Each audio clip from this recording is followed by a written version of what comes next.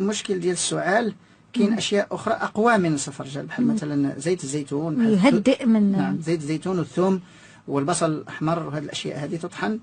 يعني كنا تكلمنا عليها، كنظن وسكين كبير. نعم تكلمنا على البصل تطحن وتضاف اليها هذه الزنجبيل ولا بلاش، ويضاف لها زيت الزيتون كذلك وتشرب. هذه تحد من السعال والكحه، هذه كنسميوها، وبخصوص في فصل البرد، لان الناس هذو اللي كيكحبوا في فصل البرد كيولي عندهم مشكل كبير، لان هذوك هذه الرئه ملي كيوصلها هذيك يعني الهواء بارد كيكون عنده واحد المشكل داخل، لان التمدد ديال الرئه هي هذيك الكحبه منين جايه، هذيك التمدد كيوقع بواحد السرعه، هذوك كيرجعوا كونتراكسيون، وكتوقع هذيك هذا الكحه. هذا هو المشكل مزعجه.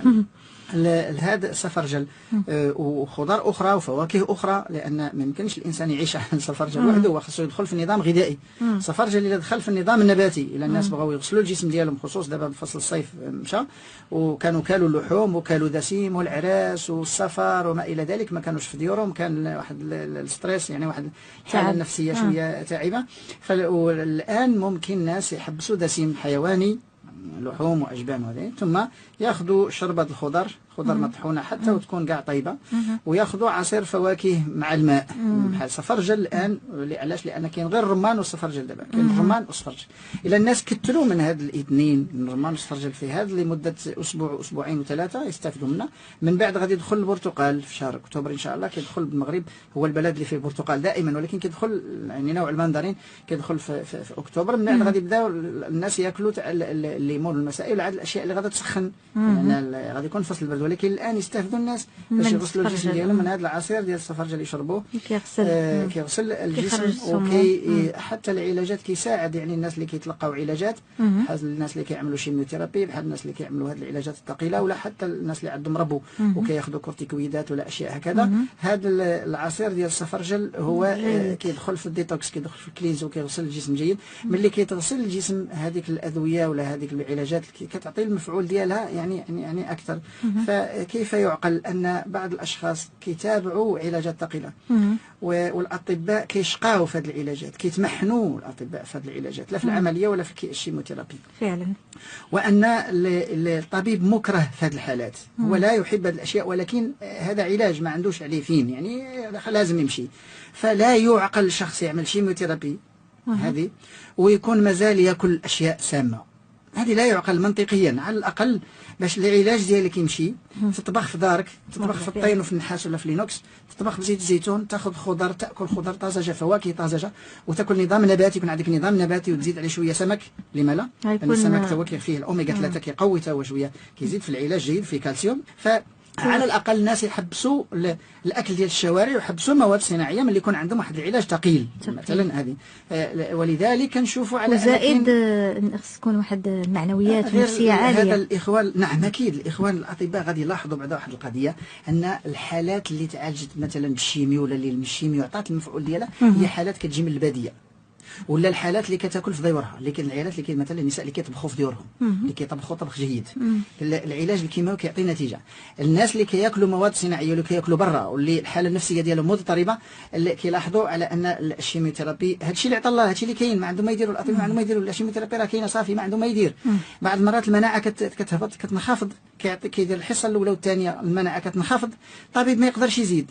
فالمريض هو اللي خصو يساعد الطبيب يزيد في العلاج. الا بقات المناعه مرتفعه غادي الجسم يتحمل واحد الحصص مزيانه حتى تذوب هذيك مثلا هذاك الورم السرطاني ولا شيء.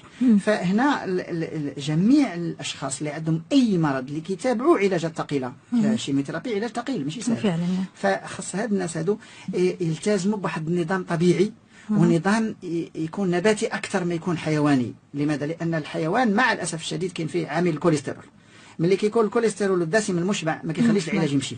حتى الاطفال ملي ياخذوا مثلا لونتيبيوتيك، هذا المضاد ديال الحلاقم ولا ديال شي، خص الام طيب للدري في الدار وطيب له اشياء جيده، طاجين ديال السمك، ولا مثلا يعني البيض البلدي، ولا خضر جيده، فواكه جيده، طيب ليه في الولد في الدار، وتعطيه مثلا شراب ديال الزعتر، وتزيد له اشياء اخرى باش العلاج يمشي 100%.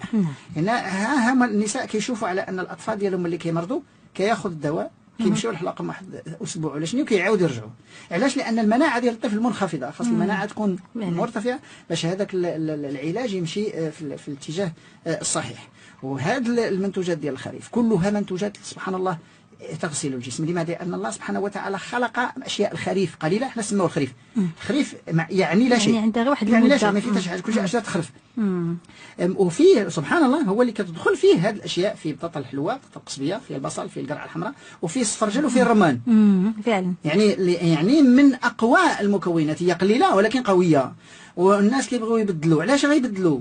كل هذاك الشيء اللي كاين، ياكل البطاطا الحلوه كل نهار، شنو فيها؟ ما فيها. ياكل الصفرجل كل نهار حتى يخرج الصفرجل راه غتدخل خضره اخرى، لان الله سبحانه وتعالى خلقها في الفتره ديالها، في الوقت ديالها، خرجها في المنطقه ديالها باش الانسان اللي كيعيش في هذا المحيط يستافد منها يعني اكثر. الدكتور ذكرت السيده فاطمه من البيضاء، لان ما رجعناش للسؤال ديالها، تحدثت عن بذور الصفرجل. نعم. يعني ما فائدتها؟ لأن الناس كترميها أكيد. نعم كرمها مع الأسف الشديد. هو الله سبحانه وتعالى يقول أفحسبتم أنما خلقناكم عبثا وأنكم إلينا لا ترجعون. ليس هناك أي شيء مخلوق عبث، فالله سبحانه وتعالى دقق الأشياء وكل شيء عنده بمقدار.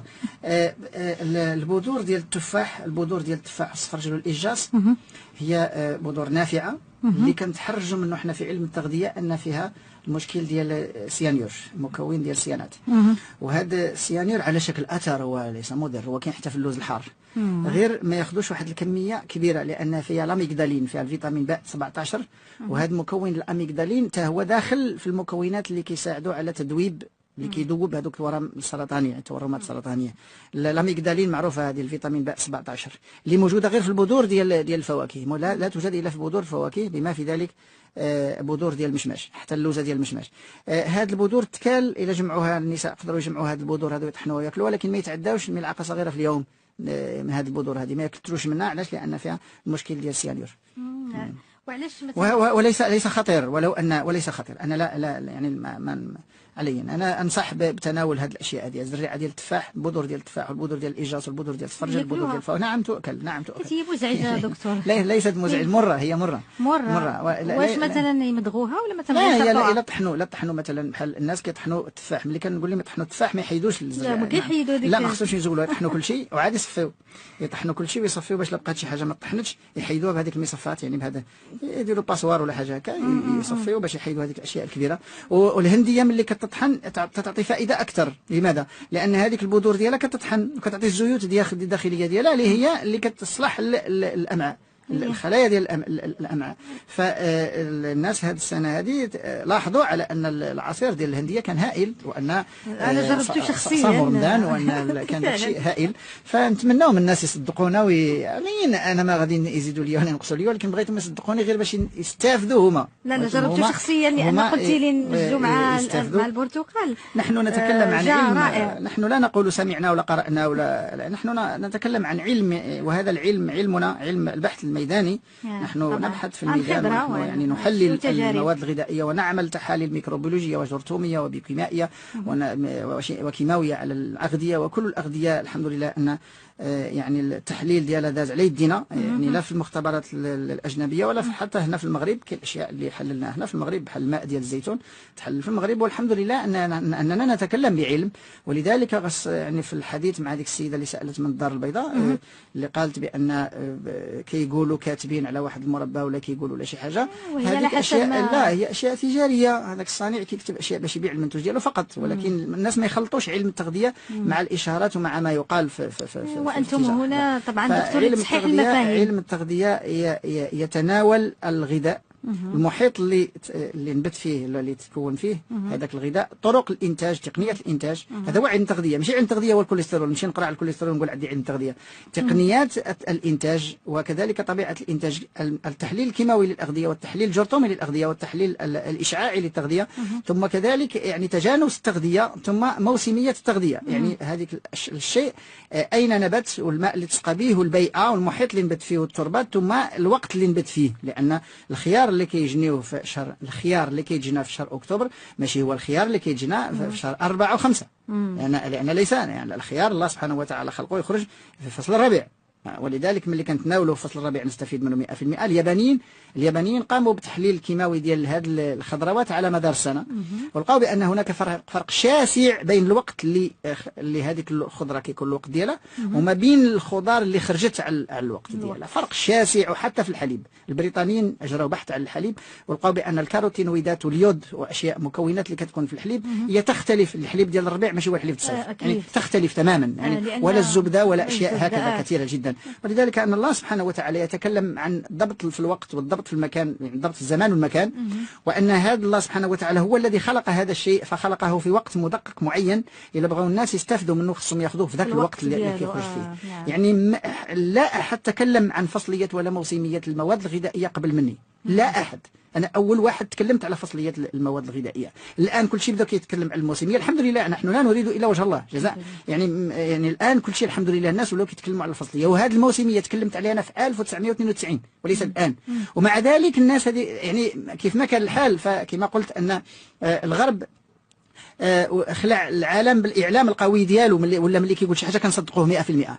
وليس كل الاعلام الغربي صحيح، ليس كل الاعلام الغربي صحيح. اقولها مرتين. يعني لماذا؟ لانه ما عندهم واحد الاستراتيجيه في الانتاج واستراتيجيه ديال المنتوجات خصهم يدخلوها في العالم، فكيقووها اعلاميا وكينشروا علوم بحثها وكيديروا سيمينار يعني مقويين علينا في هذا المسائل هذيك الشيء باش يجعلوا بحال مثلا الاسباناخ خلاونا ناكلوا الاسباناخ يعني غير بطريقه الكرتونات السينمائيه. يعني في السينما كانوا كيديروا واحد الكرتون ديال بوبي كيشرب هذاك اللي كياكل هذا. نعم. فهذا هو المشكل اللي خلاو غير بطريقه بسيطه خلاونا يغيروا لنا الاستهلاك ديالنا. نفكروا بان الاسباناخ فيه واحد القوه. نعم. ولكن ملي كتقول الناس النساء دابا كيمشيو يشريو السبيناخ عاد بالهم راه ما عرفتش شنو شراو فعلا. وملي كتقول بان البطاطا الحلوه هي 5 أضعاف احسن من الاسباناخ، ماشي البطاطا الحلوه، الاوراق ديال البطاطا الحلوه، الوراق ديال البطاطا الحلوه 5 أضعاف احسن من الاسباناخ. فمن يصدق هذا؟ او مثلا السفرجل اللي كنتحدثوا عليه، كنا كنقولوا عليه لا كرامه لنبي في وطنه. فالناس خاصهم يعرفوا يخدموا بهذه المعلومات، لان الحمد لله عندنا علماء يعني ابناء الوطن اللي كيعرفوا المناخ المغرب ويعرفوا الانتاج المغرب ويعرفوا المسائل ديال المغرب. فطبعا العلماء ديال كندا كينصحوا الانسان الكندي، العلماء ديال المانيا كينصحوا الانسان الالماني. يعني ما يمكنش انا نمشي لالمانيا ونصح الالمان باش ياكلوا، ما يمكنش، ما عارفش انا العادات والغذائيه ديالهم، ما عارفش كيفاش كنتبعوا. فما يمكنش كذلك باحث من هذه الدول يجي للمغرب يوري الناس ما ياكلوا. وانا كنلاحظوا على ان واحد الوقت كان كليه الطب كانت تستضيف اساتذه من هذه الدول، يعني بزعم على ان الدول متقدمه، وراه جايبين واحد الاستاذ كبير عظيم. نعم هو استاذ كبير عظيم، ولكن في بلده ملي كيجي كيقرر يعني هنا الاطباء ديالنا كيبدا يتكلم على النقانيق وعلى الاجبان، وكيبدا يتكلم على الاشياء اللي عندهم هما لي بلا كويزيني ولي كور دو سيليري اللي عندهم هما لهي. فالطبيب هنا كيبدا يقرا لي كور دو سيليري ما عرفش اش غيدير بها، ما عنده ما يدير بها. فهنا اللي خص العلم يكون علم ديالنا ديال المالي اللي حنا ان شاء الله في هذا ان شاء الله يكون خير، ان شاء الله يكون خير. اذا دكتور ناخذ اخر مكالمه في هذا اللقاء. الو السلام عليكم. وعليكم السلام. الاسم الكريم؟ هذه زهام من كناس. نشكركم على البرنامج. نعم. بارك الله فيك. جميع الطاقم المساهم في هذا البرنامج. لكن كنت نسول على قضيه السفرجل بالنسبه للناس اللي مرضى بالامعاء، واش هو سهل الهضر؟ هذه من جهه، ومن جهه الثانيه كنعرفوا انه مكون زايد من المواد صحيه. يعني واش باش نغسلوه او نطيبوه واش تيفقد في المواد ولا تبقى على نفس المواد؟ نعم. جزاك الله خيرا. شكرا لك. جزاك الله خيرا.